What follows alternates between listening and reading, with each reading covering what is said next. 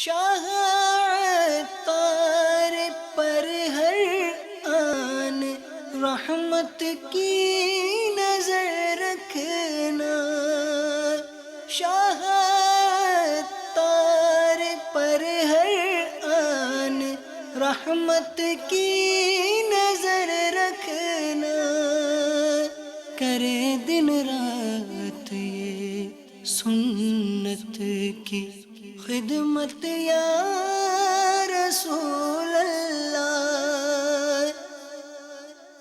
الحمد لله رب العالمين والصلاة والسلام على سيد المرسلين، أما بعد فأعوذ بالله من الشيطان الرجيم، بسم الله الرحمن الرحيم،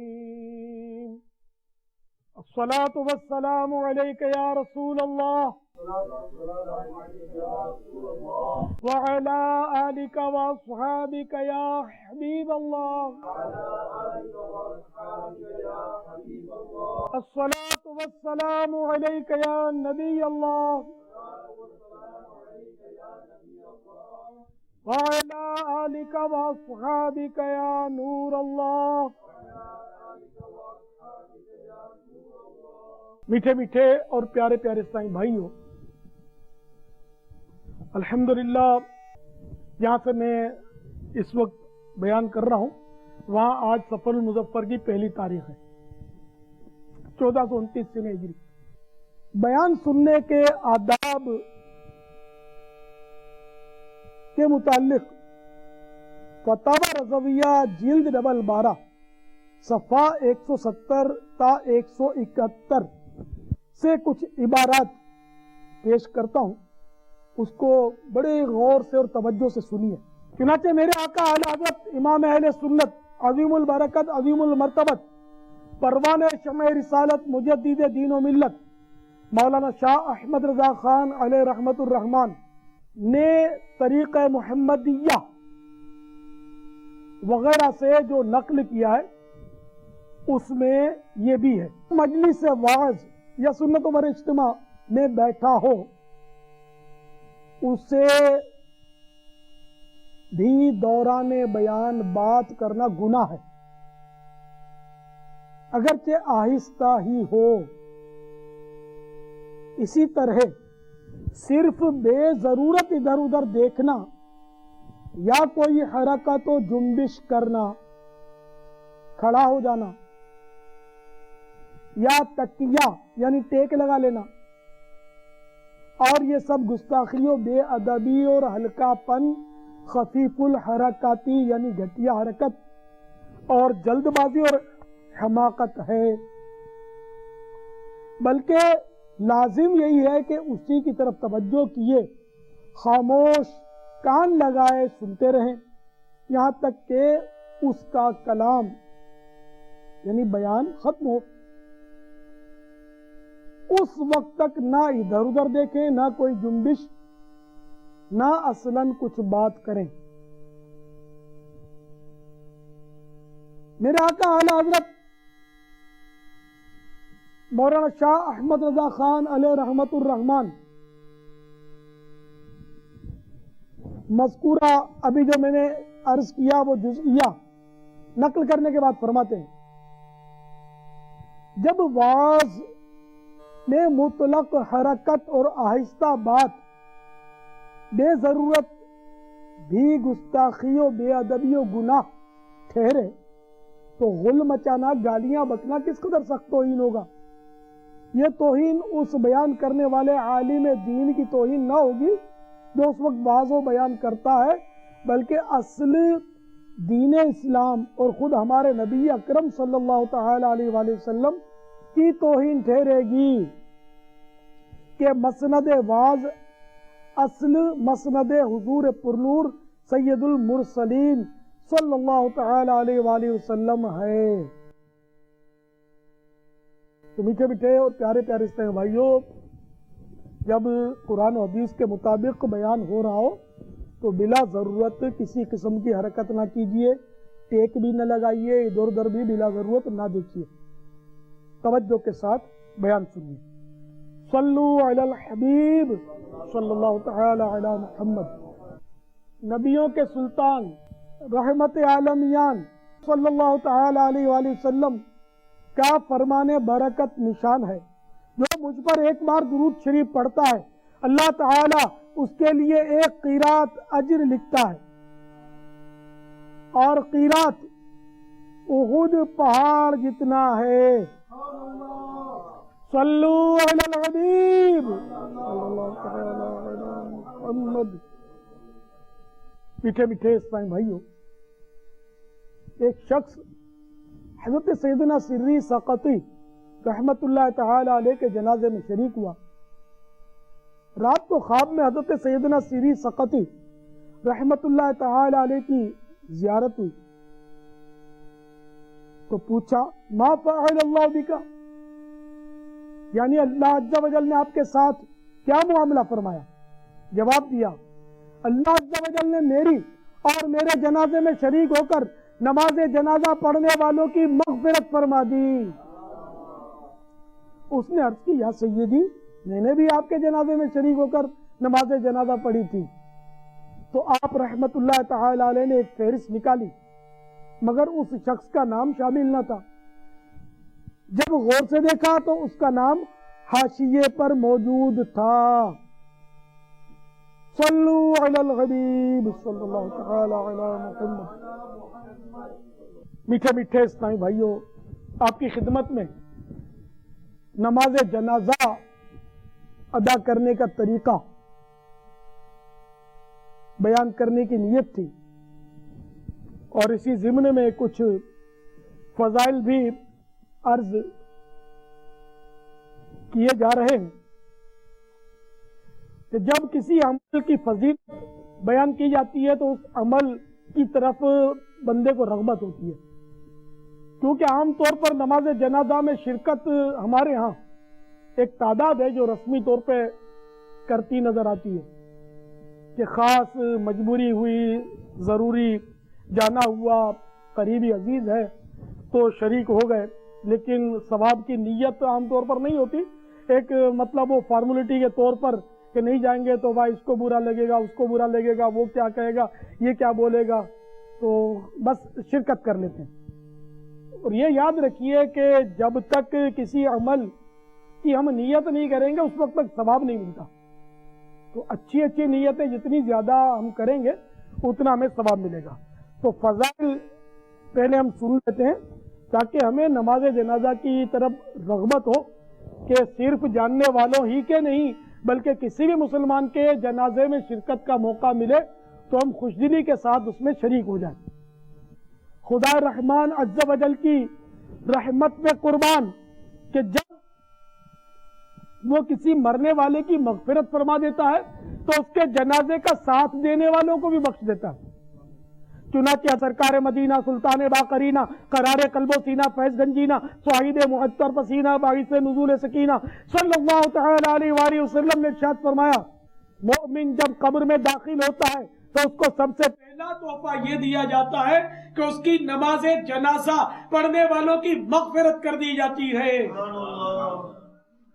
میٹھے میٹھے آقا مدنی مصطفیٰ صلی اللہ تعالی علیہ وآلہ وسلم کا فرمان عافیت نشان ہے جب کوئی جنتی شخص فوت ہو جاتا ہے تو اللہ عز و جل حیا فرماتا ہے کہ ان لوگوں کو عذاب دے جو اس کا جنازہ لے کر چلے اور جو اس کے پیچھے چلے اور جنہوں نے اس کی نماز جنازہ ادا کی. حضرت سیدنا داؤد علی نبی جناب علیہ الصلوۃ والسلام بارگاہ خداوندی عز و جل میں عرض کرتے ہیں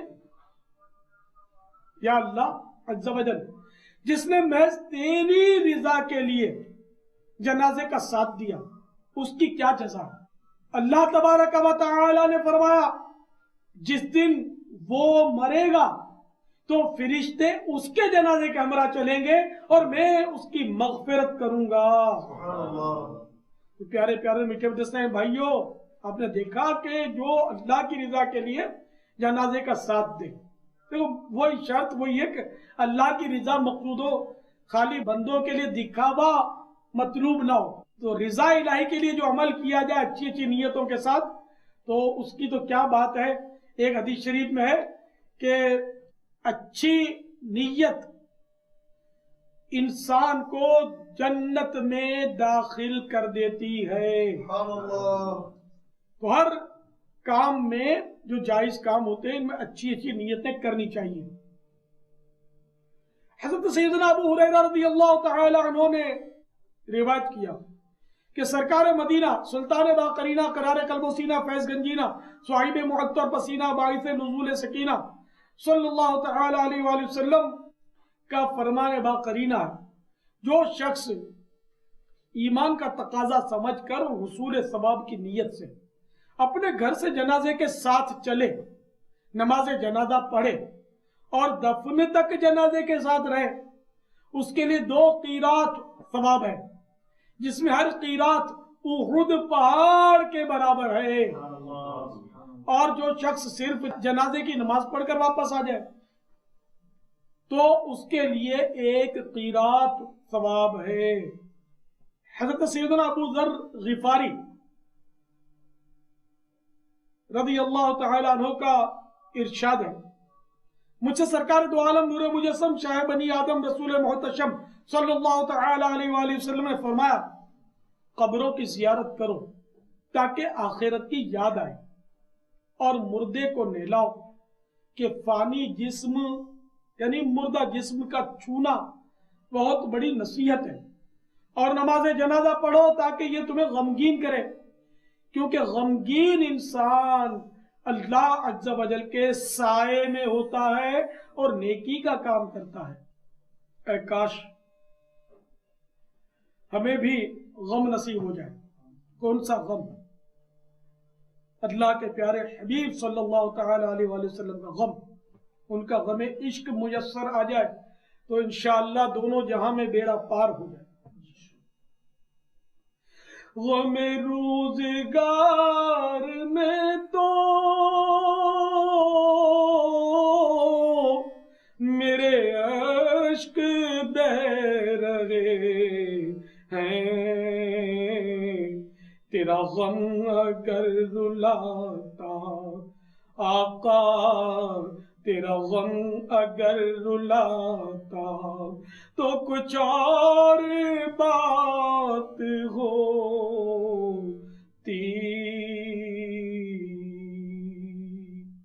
صلو علی الحبیب صلی اللہ علیہ وسلم۔ حضرت مولا کائنات سیدنا علی المرتضی شیر خدا کرم اللہ تعالی وجہ الکریم سے روایت ہے کہ سلطان دو جہان شہنشاہ کون و مکان رحمت عالمیان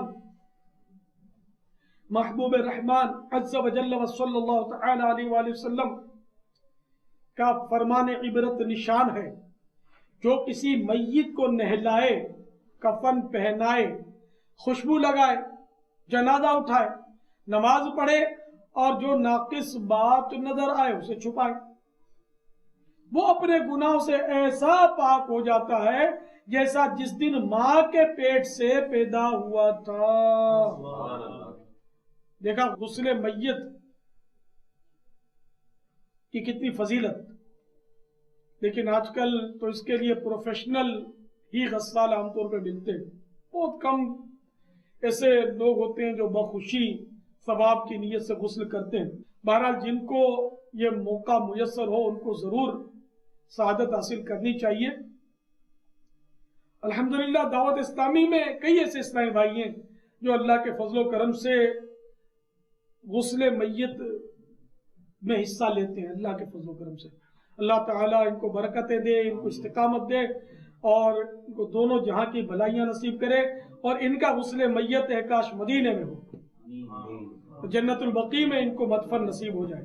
ان کے صدقے میرے حق میں بھی یہ دعائیں قبول ہو جائیں کہ یا آمین بجاہ النبی الامین صلی اللہ تعالی علیہ وآلہ وسلم۔ میٹھے میٹھے اور پیارے پیارے اسلامی بھائیوں، اب نماز جنازہ کا طریقہ غور سے سن لیجئے۔ کافی لوگ نماز جنازہ ادا کرتے ہیں لیکن بہت سو کو نماز جنازہ پڑھنا نہیں آتا، یہ ہماری بد نصیبی ہے۔ فلموں کے نام یاد رہیں گے، کون کون سا ایکٹر ہے یہ بھی شاید پتا ہو، کون ہیرو ہے اس کا بھی پتا ہو، کاروبار کا حساب کتاب سارا یاد رہتا ہے، دنیاوی معاملات میں حافظہ بھی مضبوط ہوتا ہے، لیکن نہیں معلوم تو نماز کے فرض نہیں معلوم، افسوس وضو کے فرض نہیں معلوم، اور اسی طرح نماز جنازہ کے ارکان معلوم نہیں۔ اگر لاکھوں کے اجتماع میں غالباً میں 1,00,000 روپے انعام دینے کا اعلان کروں کہ جو نماز جنازہ کے ارکان کی تعداد مجھے بتا دے تو میں اس کو 1,00,000 روپے انعام دوں گا، تو شاید میرے 1,00,000 روپے شاید ہی کوئی لے۔ نماز جنازہ میں کتنے ارکان ہیں ہمیں یہی نہیں پتا، کتنی سنتیں یہی نہیں پتا، نماز جنازہ میں کون سی دعا پڑھی جاتی یہی نہیں پتا، بالغ کے جنازے کی دعا کون سی ہے، نابالغ کے جنازے کی دعا کون سی ہے، نابالغہ کے جنازے کی دعا کون سی ہے، ہمیں نہیں آتا، ہمیں صرف پیسے گننے آتے ہیں، افسوس صرف کاروبار کرنا آتا ہے، ہمیں دنیا بھر کے تو معاملات یاد رہتے ہیں، ٹینسز رٹے ہوئے رہتے ہیں، گانے معاذ اللہ زبانی یاد ہوتے ہیں، لیکن افسوس کہ نماز جنازہ کی دعا یاد نہیں۔ باپ کا جنازہ رکھا ہوا بیٹے کو نماز جنازہ پڑھانی چاہیے، جیسے کہ مولا مشکل کشا علی المرتضی کرم اللہ تعالی وجہ الکریم کا جنازہ ان کے بڑے شہزادے حضرت سیدنا حسن مجتبی رضی اللہ تعالی انہوں نے پڑھایا تھا۔ بیٹے کو تو والد کے جنازے کی دعا پڑھانی چاہیے، لیکن بیٹا تو پڑھانے کا تو تصور کیا اپ ٹو ڈیٹ بیٹے کا، بیٹے کو تو امام کے پیچھے بھی پڑھنا نہیں آتا، اس کو نیت بھی کرنا نہیں آتی کہ نماز جنازہ کی نیت کیسے کی جائے اور کیسے پیچھے پڑھا جائے۔ افسوس، کروڑ افسوس۔ دعوت اسلامی کے مدنی قافلوں میں سفر کیجئے تو انشاءاللہ نماز جنازہ کے ارکان بھی پتہ چل جائیں گے، اس کی دعائیں بھی یاد ہو جائیں گی انشاءاللہ عز و جل، اس کی سنتیں بھی معلوم ہو جائیں گی۔ تو لیجئے سنیے نماز جنازہ میں کتنے ارکان ہیں۔ نماز جنازہ میں 2 رکن ہیں، 2 ارکان ہیں، یعنی ایک بھی رکن اگر نہ ادا کیا جائے تو بھی نماز نہیں ہوگی، یعنی یہ ستون ہے نماز جنازہ کے شرائط ہیں، فرائض ہیں۔ نمبر 1، 4 بار اللہ اکبر کہنا۔ دوسرا رکن قیام، یعنی کھڑا ہونا۔ نماز جنازہ میں 3 سنت مؤکدہ ہیں۔ نمبر 1، ثنا پڑھنا۔ نمبر 2، درود شریف پڑھنا، تو بہتر یہ کہ نماز والا درود شریف پڑھیں، درود ابراہیم۔ نمبر 3، میت کے لیے دعا۔ پھر سے سن لیجئے، نماز جنازہ کے 2 رکن ہیں۔ نمبر 1، 4 بار اللہ اکبر کہنا۔ نمبر 2، قیام۔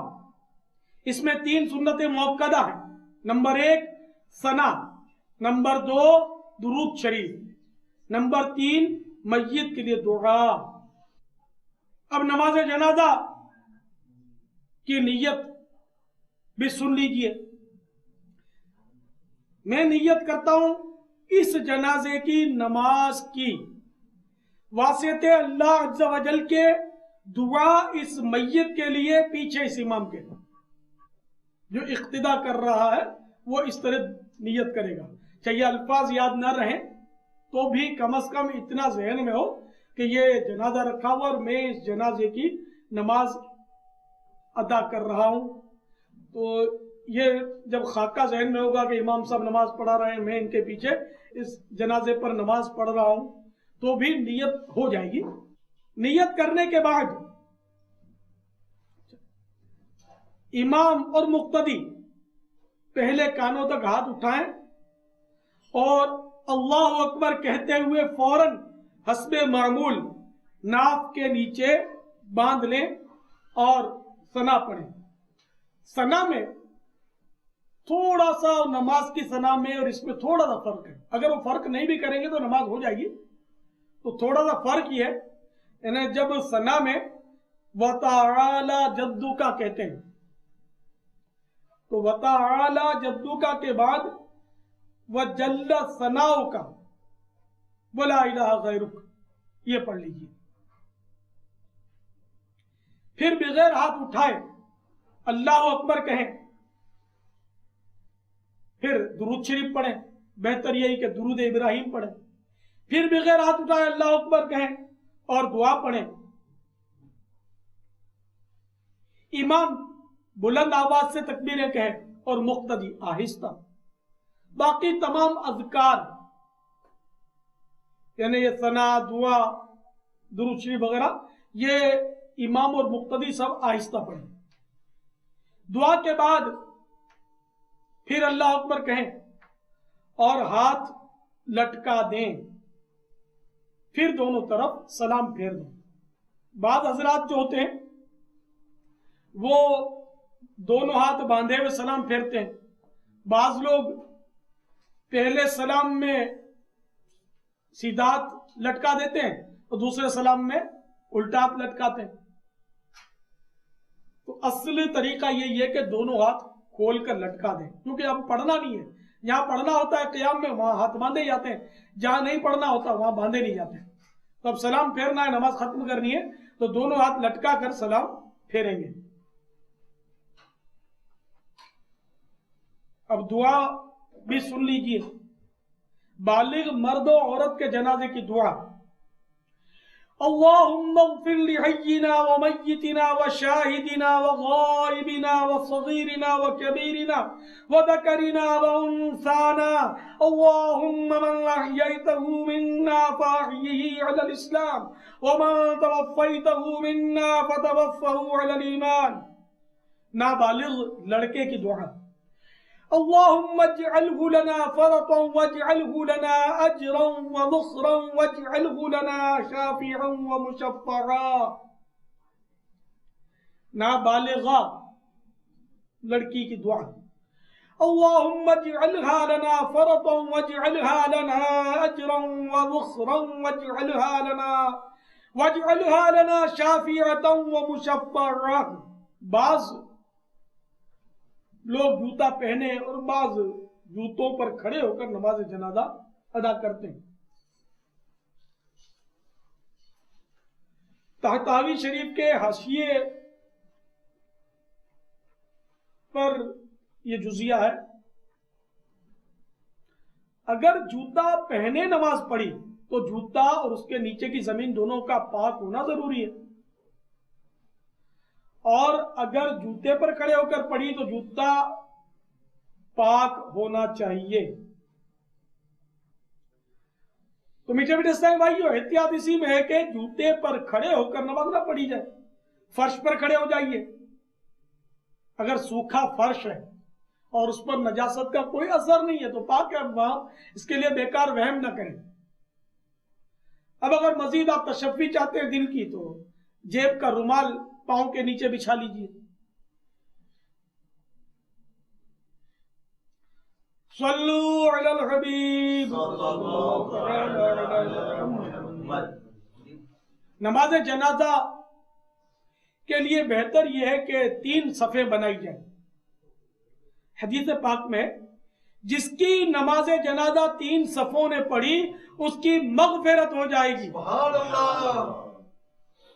اگر کل 7 ہی آدمی ہو تو ایک امام بن جائے. اب پہلی صف میں 3 کھڑے ہو جائیں، دوسری میں 2 اور تیسری میں 1. عام نمازوں میں پہلی صف افضل ہوتی ہے، مگر نماز جنازہ میں آخری صف تمام صفوں سے افضل ہوتی ہے. اگر کسی کو جنازے کی پوری جماعت نہ ملے تو کیا کریں؟ اس کا ہی مسئلہ سن لیجئے کہ بعض اوقات ہو جاتا ہے ایک کا تکبیر رہ جاتی ہے، تو اس کو مسبوق کہتے ہیں. یعنی جس کی بعض تکبیریں فوت ہو گئی وہ مسبوق کہلاتا ہے. مسبوق یعنی جس کی بعض تکبیریں فوت ہو گئی ہوں وہ اپنی باقی تکبیریں امام کے سلام پھیرنے کے بعد کہے، اور اگر یہ اندیشہ ہو کہ دعا وغیرہ پڑھے گا تو پوری کرنے سے قبل لوگ جنازے کو کندھے تک اٹھا لیں گے تو صرف تکبیریں کہہ لے، دعا وغیرہ چھوڑ دیں۔ چوتھی تکبیر کے بعد جو شخص آیا وہ جب تک امام نے سلام نہیں پھیرا شامل ہو جائے، اور امام کے سلام کے بعد 3 بار اللہ اکبر کہے، پھر سلام پھیر دے۔ بعض اوقات بچہ مردہ پیدا ہوتا ہے تو لوگ تشویش میں آ جاتے ہیں کہ اب اس کا کیا کریں، یا پیدا ہوتے ہی دم توڑ جاتا ہے تو پھر ان کو پریشانی ہوتی ہے۔ تو اس کا مسئلہ بھی سن لیجئے۔ مسلمان کا بچہ زندہ پیدا ہوا، یعنی اکثر حصہ باہر ہونے کے وقت زندہ تھا، پھر مر گیا، تو اس کو غسل و کفن دیں گے، اس کی نماز پڑھیں گے، ورنہ اسے ویسے ہی نہلا کر ایک کپڑے میں لپیٹ کر دفن کر دیں گے۔ اس کے لیے سنت کے مطابق غسل و کفن نہیں ہے، اور نماز بھی اس کی نہیں پڑھی جائے گی۔ سر کی طرف سے اکثر کی مقدار سر سے لے کر سینے تک ہے، لہذا اگر اس کا سر باہر ہوا تھا اور چیختا تھا مگر سینے تک نکلنے سے پہلے ہی فوت ہو گیا تو اس کی نماز نہیں پڑھیں گے۔ پاؤں کی جانب سے اکثر کی مقدار کمر تک ہے۔ بچہ زندہ پیدا ہو یا مردہ یا کچا گر گیا، اس کا نام رکھا جائے اور وہ قیامت کے دن اٹھایا جائے گا۔ کچا بچہ بھی قیامت کے دن وہ اٹھے گا، حشر ہوگا اس کا۔ کچا بچہ جب ہوتا ہے تو ماں کو بہت تکلیف ہوتی ہے اس سے۔ کچا پھل درخت سے توڑنا یہ وہی سمجھ سکتا ہے جس پر بیتے۔ تو بہرحال یہ کہ یہ کچا بچہ جو ہے یہ بھی اگرچہ بظاہر ضائع ہو گیا لیکن یہ ضائع نہیں ہوا، بلکہ قیامت کے دن یہ بہت کارآمد ہوا۔ قیامت کے دن یہ اللہ تعالی سے تیزی کے ساتھ کلام کرے گا اور اپنے ماں باپ کی بخشش کی درخواست پیش کرے گا، یہاں تک کہ اللہ تعالی ارشاد فرمائے گا، اے کچے بچے جھگڑنے والے، اپنے ماں باپ کا ہاتھ پکڑ اور جنت میں لے جا۔ تو میٹھے میٹھے اور پیارے پیارے سے بھائیو، بچہ اگر فوت ہو جائے یا کچا ہو تو اس کا صدمہ تو بہرحال ہوتا ہے، لیکن صبر کرنا چاہیے کہ اس میں صبر میں اجر ہے۔ رونے دھونے سے بچہ واپس لوٹ کر آ نہیں جاتا، الٹا صبر کے ذریعے ملنے والا اجر ضائع ہو سکتا ہے۔ جنازے کو لے کر چلنے کا بھی بڑا ثواب ہے، چنانچہ حدیث پاک میں ہے، جو جنازے کو 40 قدم لے کر چلے اس کے 40 کبیرہ گناہ مٹا دیے جائیں گے۔ نیز حدیث پاک میں ہے، جو جنازے کے چاروں پایوں کو کندھا دے، اللہ عز و جل اس کی حتمی یعنی مستقل مغفرت فرما دے گا۔ صلو علی الحبیب۔ اچھا، جنازے کو کندھا دینے کا طریقہ غور سے سن لیجیے، اکثر اس میں غلطیاں کی جاتی ہیں۔ تو جنازے کو کندھا دینا یہ عبادت ہے۔ سنت یہ ہے کہ یکے بعد دیگرے چاروں پایوں کو کندھا دے اور ہر بار 10-10 قدم چلے۔ پوری سنت یہ ہے کہ پہلے سیدھے سرانے کندھا دے، پھر سیدھی پائنتی یعنی سیدھے پاؤں کی طرف، پھر الٹے سرانے یعنی پھر الٹے سرانے پھر الٹی پائنتی، یعنی پہلے سیدھے سرانے سیدھے سر کی طرف کندھا دے اور پھر سیدھے پاؤں کی طرف کندھا دے، پھر الٹے سر کی طرف، پھر الٹے پاؤں کی طرف کندھا دے کر 10-10 قدم کندھے پر لے کر چلے تو کل 40 قدم ہوئے۔ بعض لوگ جنازے کے جلوس میں اعلان کرتے رہتے ہیں، 2-2 قدم چلو، 2-2 قدم چلو، تو یہ اعلان غلط ہے۔ ان کو چاہیے کہ کرنا ہی ہے، اعلان ضرور کریں، بلکہ امر بالمعروف کا ثواب ملے گا، نیت اگر ثواب کی ہوگی تو۔ جو بعض لوگ ویسے وہ ذہن ہوتا ہے وہ جس کو وہ چودرات قسم کا ذہن ہوتا ہے، وہ جلدی جلدی بھاگتے ہیں روڈوں پر اور ٹریفک کو روک دیں گے اور لوگوں کو ہٹائیں گے، دھکم پیل کریں گے، ہٹو ہٹو کریں گے اور وہ اعلان بھی کریں گے. وہ پتہ نہیں وہ میت کے عزیزوں کو راضی کرنا ہوتا ہے کیا ہوتا ہے، اللہ بہتر جانے. انما الاعمال بالنیات. ہمیں بدگمانی نہیں کرنی چاہیے، لیکن اس میں نیت ثواب کی کرنی چاہیے کہ امر بالمعروف، کہ میں نیکی کی دعوت دے رہا ہوں. تو اب نیکی کی دعوت دینی ہے تو 2 قدم کی دعوت نہ دیں بلکہ 10 قدم کی دعوت دیں. اس کے الفاظ نوٹ کر لیں. پیارے اسلامی بھائیوں، ہر پائے کو کندھے پر لیے 10 قدم چلیے. ہر پائے کو کندھے پر لیے 10 قدم چلیے. ہر پائے کو کندھے پر لیے 10 قدم چلیے. اس میں ہمارے ہاں یہ بھی عرف ہے، کلمہ پاک، کلمہ شہادت، اشہد ان لا الہ الا اللہ واشہد ان محمد عبدہ ورسولہ صلی اللہ تعالی علیہ وآلہ وسلم. یہ بھی ایک اچھا اضافہ ہے کہ اس معنی لوگ کلمہ شہادت پڑھتے ہیں. بچے کے جنازے کا طریقہ بھی سن لیجئے کہ بچے کو اٹھا کر کیسے چلے. چھوٹے بچے کے جنازے کو اگر ایک شخص ہاتھ پر اٹھا کر لے چلے تو حرج نہیں، اور یہ کے بعد دیگر لوگ ہاتھوں ہاتھ لیتے رہیں. جو شخص جنازے کے ساتھ ہو اسے بغیر نماز پڑھے واپس نہیں ہونا چاہیے. اور نماز کے بعد اولیاء میت یعنی مرنے والے کے جو سرپرست ہوں ان سے اجازت لے کر واپس ہو سکتا ہے. اور دفن کے بعد اجازت کی حاجت نہیں. شوہر اپنی بیوی کے جنازے کو کندھا بھی دے سکتا ہے، قبر میں بھی اتار سکتا ہے اور منہ بھی دیکھ سکتا ہے. صرف غسل دینے اور بلا حائل بدن کو چھونے کی ممانعت ہے، کیونکہ شوہر کا نکاح ٹوٹ جاتا ہے اور وہ عورت کے حق میں اجنبی ہو جاتا ہے. تو اس لیے اب وہ بلا حائل بدن کو چھو نہیں سکتا عورت کے. البتہ عورت اپنے شوہر کو غسل دے سکتی ہے، اس لیے کہ عورت کا نکاح شوہر کے وفات سے فوراً نہیں ٹوٹتا، بلکہ اس کا نکاح عدت تک باقی رہتا ہے. اب اگر عورت حاملہ ہے اور بے شک شوہر کا انتقال ہوا اور 1 منٹ میں بچہ پیدا ہو گیا تو اب اس کی عدت پوری ہو جائے گی. یا اس کا بچہ 6 مہینے کے بعد پیدا ہوا تو 6 مہینے کے بعد عدت پوری ہوگی. اور اگر بچہ پیٹ میں نہیں ہے تو پھر اس کی عدت کی مدت جو ہے میت کی وہ 4 مہینے 10 دن. آج کل معاذ اللہ 40 دن میں عورتیں اپنے آپ کو فارغ سمجھتی ہیں. یہ بالکل غلط طریقہ ہے، بلکہ پوری عدت کرنا واجب ہے. 4 مہینے 10 دن عورت کی عدت ہے. یہ وفات کی عدت 4 مہینے 10 دن. تو اللہ تبارک و تعالی ہمیں نماز جنازہ میں خوش دلی کے ساتھ شرکت کی سعادت نصیب فرمائے اور جذبہ دے کہ ہم مسلمانوں کے جنازوں میں شرکت کیا کریں اور شریعت کے مطابق عمل کیا کریں. کیا ہمارے پیارے آقا صلی اللہ تعالی علیہ وآلہ وسلم سے قبل بھی نماز جنازہ کی ترکیب تھی؟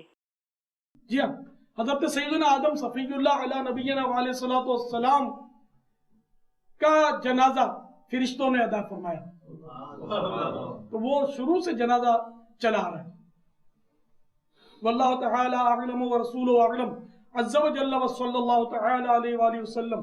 صلو علی الحبیب صلی اللہ تعالی علی محمد. سرکار مدینہ صلی اللہ علیہ وآلہ وسلم نے سب سے پہلے کس صحابی کی نماز جنازہ پڑھائی تھی؟ حضرت سیدنا اسعد بن زرارہ.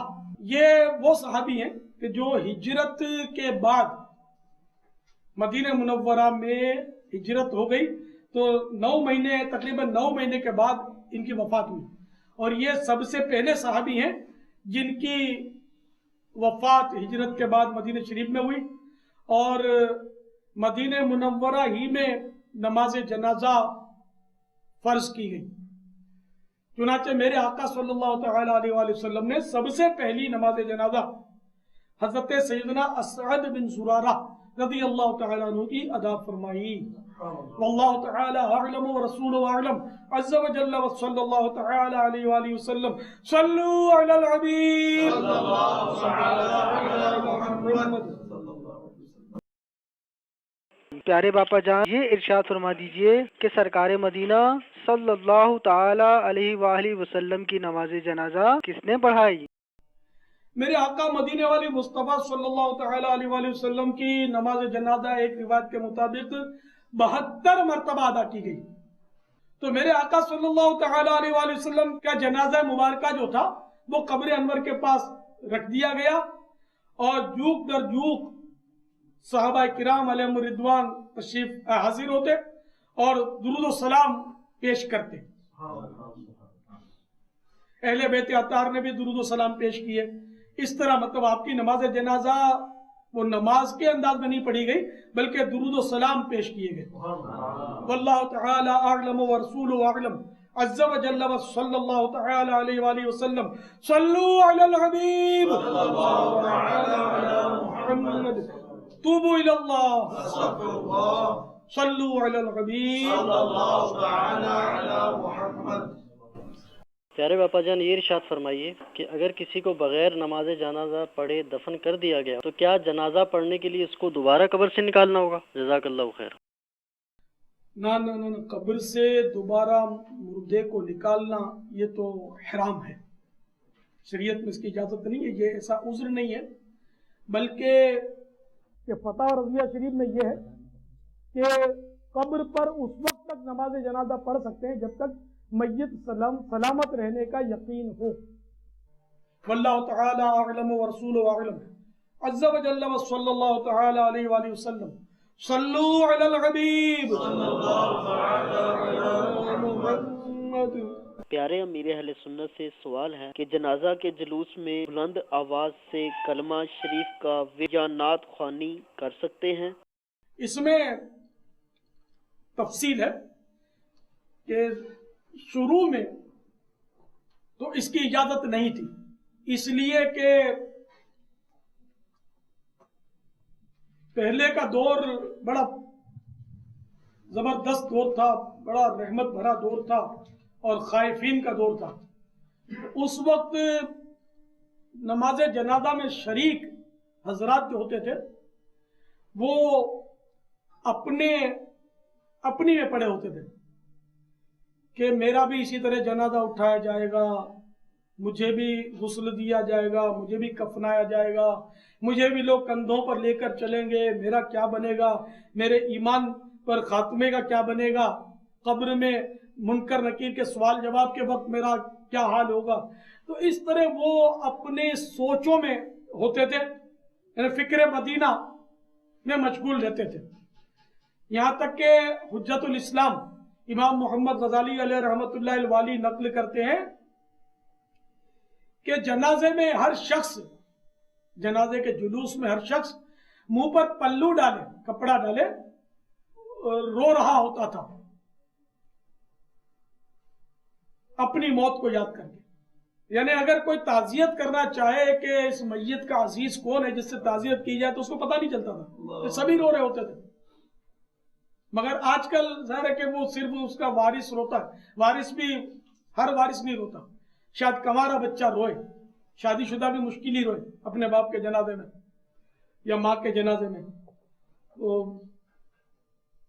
اس طرح اب عزیز روتا ہے یا باپ روتا ہے جوان بیٹے کی فوتگی پر تو پتہ چل جاتا ہے، یا منہ لٹکا ہوا ہے کسی کا غم زدہ ہے تو وہ تعزیت کرنا آسان ہو جاتا ہے، لیکن اس دور میں اندازہ نہیں ہو پاتا تھا۔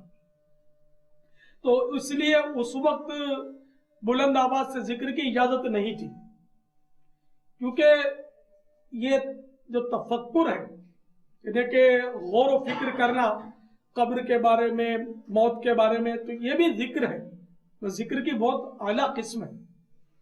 میرے آقا اعلی حضرت امام اہل سنت مولانا شاہ احمد رضا خان علیہ رحمت الرحمان نے جلد 9 صفحہ 151 تا 52 پر ایک مطلب ارشاد فرمایا، تفکر ساعۃ خیر من عبادت الثقلین، یعنی گھڑی بھر کا تفکر انسانوں اور جنوں کی عبادت سے بہتر ہے.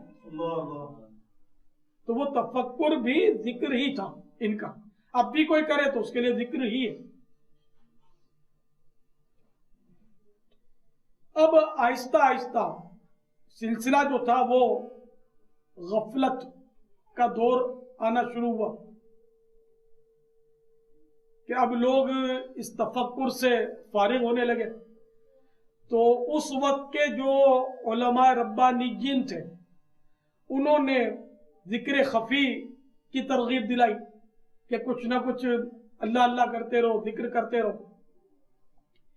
کہ غفلت کی خاموشی کہ کوئی معنی نہیں ہے، اس کا کوئی ثواب ہی نہیں ہے جب تک کوئی اچھی سوچ نہ ہو آخرت والی. تو اس لیے غفلت کی خاموشی سے افضل ترین یہی ہے کہ زبان سے اللہ کا ذکر کرے. نے بالکل یعنی ایک لمحہ بھی انسان کو فارغ نہیں ہونا چاہیے. میرے آقا صلی اللہ تعالی علیہ وآلہ وسلم کبھی بھی فارغ نہیں ہوتے، ہر وقت ذکر اللہ میں مشغول رہتے تھے. تو جیسے ابھی بیٹھے ہیں تو سن رہے ہیں، یہ بھی ذکر سننا ہے. اب فارغ ہو گئے تو کچھ نہ کوئی یا تو سوچ اپنی قبر کی، آخرت کی یا مدینے کی یاد میں اپنے آپ کو گھمائے، یا پھر زبان سے اللہ اللہ اللہ اللہ اللہ اللہ اللہ اللہ اللہ کرنا شروع کر دے، درود پاک پڑھنا شروع کر دے، لا الہ الا اللہ محمد رسول اللہ صلی اللہ تعالی علیہ وآلہ وسلم کہہ لے، سبحان اللہ کہہ لے، اللہ اکبر کہہ لے، نہ کچھ اذکار کرے. فارغ ایک لمحہ بھی نہ رہے. لیٹے لیٹے بھی جب تک نیند نہیں آتی پاؤں سمیٹے زبان سے اللہ اللہ کرتا رہے، کچھ نہ کچھ ذکر و اذکار کرتا رہے. یا پھر وہ اپنی موت کو یاد کرے، اپنی قبر کو یاد کرے کہ قبر میں کس طرح یہ لٹایا جائے گا مجھے. ابھی تو میں اپنے بستر پہ لیٹا ہوا ہوں، یا مدنی انعام والے جو دعوت اسلامی والے وہ چٹائی پر لیٹا ہوا ہوں، چٹائی پر لیٹتے ہیں تو کہ مجھے قبر میں بھی لٹایا جائے گا، اپنی قبر کو یاد کرے. تو پہلے ذکر خفی کی اجازت دی گئی. اب اس میں بھی لوگ پھر وہ ذکر خفی سے بھی کترانے لگے، یعنی کہ غفلت کرنے لگے، باتوں میں مشغول نظر آئے. کوئی باتیں کر رہا ہے، کوئی مسکرا رہا ہے، کوئی ہنس رہا ہے، کوئی ادھر ادھر کی باتیں لے کر بیٹھا ہے. تو اب علماء کرام نے ذکر بالجہر کی اجازت دی کہ بلند آواز سے ذکر کرو، بلند آواز سے کلمہ طیبہ کا ورد کرو. کہ بلند آواز سے ذکر کرنے والا جو ہے نا وہ غافل کو جگاتا ہے. غفلت کرنے والے کو بھی جب یہ زور سے ذکر اللہ کی آواز آئے گی تو تھوڑی اس کی توجہ جائے گی اس طرح، اور اس کی زبان بھی اس کے ساتھ شامل ہو جائے گی. بار ایسا ہوتا ہوگا، آپ کو بھی آپ نے نوٹ کیا ہوگا کہ جب کیسٹ چلتی ہے نعتوں کی تو خود ہی اپنی زبان بھی وہ ساتھ میں نعت گنگنانے میں شامل ہو جاتی ہے. تو اس طرح جب لوگ ذکر کریں گے تو بندہ ذکر اللہ میں شریک ہو جائے گا. تو اب بلند آواز سے ذکر اللہ کی اجازت ملی. تو یہ دور تو اگر یہ دور غفلت کا نہیں ہے تو پھر کون سا دور غفلت کا ہو؟ ادھر تو کیا وہ سیاسی باتیں اور الیکشن کی باتیں، تو دہشت گردیوں کے قصے، تو ملک پر تنقید، تو صدر پہ تنقید، تو وزیر اعظم پر تنقید، تو کبھی پولیس پر تنقید، تو کبھی فوج پر تنقید. ہمارا اور دھندا کیا ہے؟ ہم جب مل کر بیٹھتے ہیں تو ہماری باتیں تو یہی ہوتی ہیں، یا وہ کاروبار کے بھاؤ تالتے ہوتے ہیں. تو بہرحال یہ کہ جنازے کے جلوس میں ذکر اللہ کیا جائے، نعت خوانی کی جائے. میرے آقا اعلی حضرت امام اہل سنت مولانا شاہ احمد رضا خان علیہ رحمت الرحمان کی وصیت کے مطابق حضرت مداح الحبیب مولانا جمیل الرحمان رضوی علیہ رحمت اللہ القوی جو آپ کے خلیفہ تھے، انہوں نے وہ کعبے کے بدر الدجا تم پہ کروڑوں درود، طیبہ کے شمس الدوحا تم پہ کروڑوں درود. تو اس طرح وہ قصیدہ درود پڑھا تھا. اور سگے مدینہ جو کہ اعلی حضرت کے غلاموں کے غلاموں کے غلاموں کے غلاموں کے غلاموں میں بھی اگر شامل ہے تو اس کے لیے بہت بڑی سعادت ہے. تو اس نے بھی اپنے وصیت نامے میں یہ عرض کر دیا ہے میری نماز جنازہ میں بھی یہی قصیدہ درود شریف بھی پڑھا جائے، اور بھی علماء کے کلام پڑھے جائیں. عام شاعروں کے نہ پڑھے جائیں، صرف مستند علماء کے کلام پڑھے جائیں، یہ میں نے وصیت کی ہے۔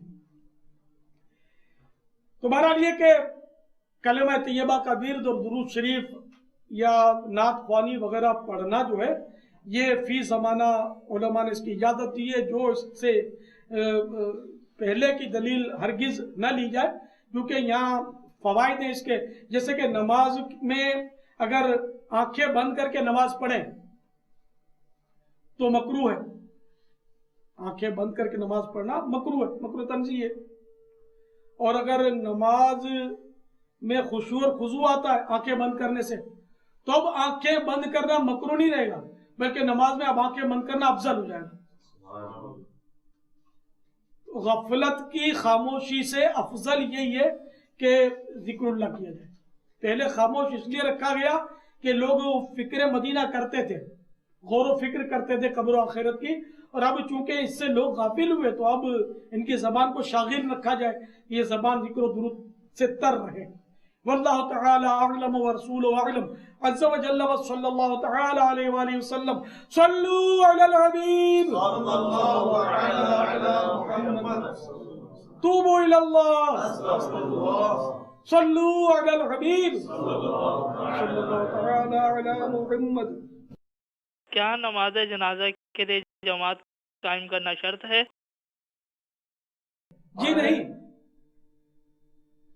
کوئی ایک آدمی بھی اگر نماز جنازہ پڑھ لے تو فرض ادا ہو جائے گا۔ واللہ تعالی اعلم ورسولہ اعلم عز وجل وصلی اللہ تعالی علیہ وآلہ وسلم صلوا علی الحبیب صلی اللہ تعالی علی محمد۔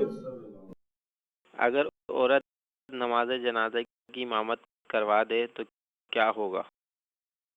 عورت کے پیچھے مردوں کی نماز نہیں ہوگی، اکیلی اس عورت کی نماز ہو جائے گی، اور فرض جو ہے جنازے کا وہ ادا ہو جائے گا، کیونکہ عورت بھی جنازے کی نماز پڑھ سکتی ہے اور فرض ادا ہو جائے گا۔ واللہ تعالی اعلم ورسولہ اعلم عز وجل وصلی اللہ تعالی علیہ وآلہ وسلم صلوا علی الحبیب صلی اللہ تعالی علی محمد۔ کیا عورت تدفین کے لیے قبرستان جا سکتی ہے؟ عورت کا تدفین کے لیے قبرستان جانا ناجائز ہے، چاہے اس کا لخت جگر ہو یا اس کا کوئی کیسائی عزیز ہو، قبرستان وہ نہیں جا سکتی، اس کے لیے ناجائز و ممنوع ہے۔ واللہ تعالی اعلم ورسولہ اعلم عز وجل وصلی اللہ تعالی علیہ وآلہ وسلم صلوا علی الحبیب صلی اللہ تعالی علی محمد۔ پیارے باپا جان، جنازہ آتا دیکھ کر کیا پڑھنا چاہیے؟ حضرت سیدنا مالک بن انس رضی اللہ تعالیٰ عنہ کی حکایت احیاء العلوم میں نقل ہے کہ ان کو بعد وفات کسی نے خواب میں دیکھ کر پوچھا ما فعل اللہ بک، یعنی اللہ عز و جل نے آپ کے ساتھ کیا سلوک فرمایا؟ کہنے لگے ایک کلمے کی وجہ سے بخش دیا، جو حضرت سیدنا عثمان غنی رضی اللہ تعالیٰ عنہ جنازے کو دیکھ کر کہا کرتے تھے، وہ کلمہ یہ ہے سبحان الحی الذی لا یموت، یعنی وہ ذات پاک ہے جو زندہ ہے، اسے کبھی موت نہیں آئی۔ لہذا میں بھی جنازہ دیکھ کر یہی کہا کرتا تھا، اس کلمہ کہنے کے سبب اللہ عز و جل نے مجھے بخش دیا۔ تو آپ بھی یاد کر لیجئے سبحان الحی الذی لا یموت سبحان الحی الذی لا یموت سبحان الحی الذی لا یموت واللہ تعالی اعلم ورسولہ اعلم عز وجل وصلی اللہ تعالی علیہ وآلہ وسلم صلوا علی الحبیب۔ میرا سوال ہے، کیا غائبانہ نماز جنازہ ہو سکتی ہے؟ براہ کرم جواب ارشاد فرما دیجیے، جزاک اللہ خیرہ۔ غائبانہ نماز جنازہ نہیں ہو سکتی، اس کی شریعت میں اجازت نہیں، اس لیے کہ میت کا سامنے ہونا ضروری ہے. صلو علی الحبیب صلی اللہ یا مرشدی، کیا کافر دوست کے والد کے جنازے میں شرکت کر سکتے ہیں؟ مرتد یا کافر کی نماز جنازہ اور جلوس جنازہ میں جائز و کار ثواب سمجھ کر شریک ہونا کفر ہے.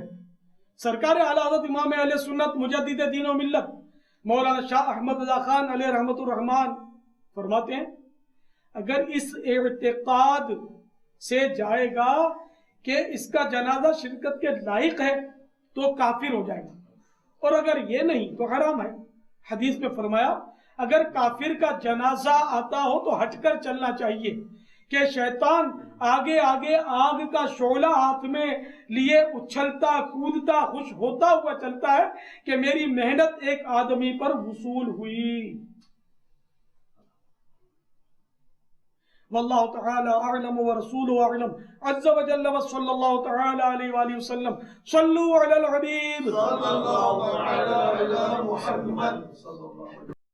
آپ کی بارگاہ میں سوال ہے، کیا مرتد کی نماز جنازہ پڑھنے سے نکاح ٹوٹ جاتا ہے؟ جزاک اللہ خیرا. دنیاوی لالچ سے کسی مرتد یا کافر کی نماز جنازہ پڑھنا حرام قطعی اور شدید حرام ہے، اور دینی طور پر اسے کار ثواب. اور مرتد یا کافر کو نماز جنازہ اور دعائے مغفرت کا مستحق جان کر ایسا کیا تو یہ خود مسلمان نہ رہا، نماز پڑھنے والا ہے نا، مسلمان نہ رہا، اس کا نکاح بھی ٹوٹ گیا. اسے تجدید اسلام و تجدید نکاح کرنا چاہیے. اللہ تبارک و تعالی سورۃ التوبہ کی آیت نمبر 84 میں ارشاد فرماتا ہے وَلَا تُصَلِّ عَلَىٰ أَحَدٍ مِّنْهُمْ مَاتَ أَبَدًا وَلَا تَقُمْ عَلَىٰ قَبْرِهِ إِنَّهُمْ كَفَرُوا بِاللَّهِ وَرَسُولِهِ وَمَاتُوا وَهُمْ فَاسِقُونَ. ترجمہ کنز الایمان. اور ان میں سے کسی کی میت پر کبھی نماز نہ پڑھنا اور نہ اس کی قبر پر کھڑے ہونا، بے شک اللہ اور رسول سے منکر ہوئے اور فسق یعنی کفر ہی میں مر گئے.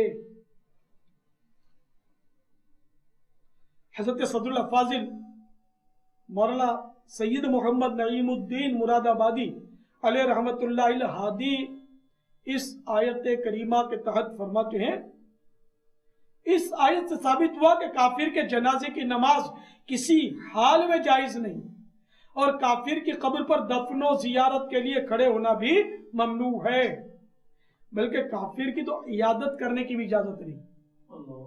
چنانچہ حضرت سیدنا جابر بن عبداللہ رضی اللہ تعالیٰ عنہما سے روایت ہے کہ سردار مکہ مکرمہ سرکار مدینہ منورہ صلی اللہ تعالیٰ علیہ وآلہ وسلم نے ارشاد فرمایا اگر وہ بیمار پڑیں تو پوچھنے نہ جاؤ، مر جائیں تو جنازے میں حاضر نہ ہو. واللہ تعالی اعلم ورسولہ اعلم عز وجل وصلی اللہ تعالی علیہ وآلہ وسلم. صلو علی الحبیب صلی اللہ تعالی علی محمد. سوال ہے، ایک سے زیادہ جنازے ہوں تو نماز جنازہ کیسے پڑھی جائے؟ اس کا طریقہ یہ دو طریقے ہیں. بہتر یہ ہے کہ کیونکہ امام کا سینے کی طرف کھڑا ہونا، میت کے سینے کی طرف کھڑا ہونا یہ افضل ہے، تو اس لیے بہتر طریقہ یہ ہے کہ ایک جنازے کو دوسرے جنازے کی سیدھ میں اس طرح، جیسے کہ میں آپ کو یہ مثال دوں،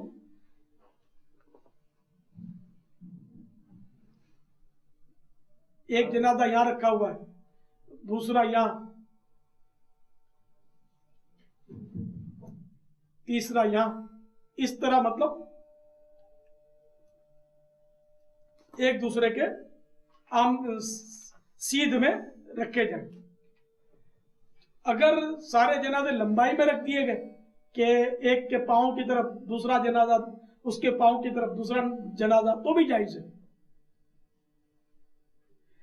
تو چاہے 1000 جنازے ہوں ایک ساتھ ان کی نماز پڑھی جا سکتی ہے. واللہ تعالی اعلم ورسولہ اعلم عز وجل وصلی اللہ تعالی علیہ وآلہ وسلم.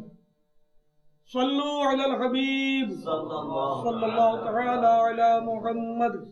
شاہ عطار پر ہر آن رحمت کی نظر رکھنا. شاہ عطار پر ہر آن رحمت کی نظر رکھنا. کرے دن رات یہ سنت کی خدمت یا رسول اللہ.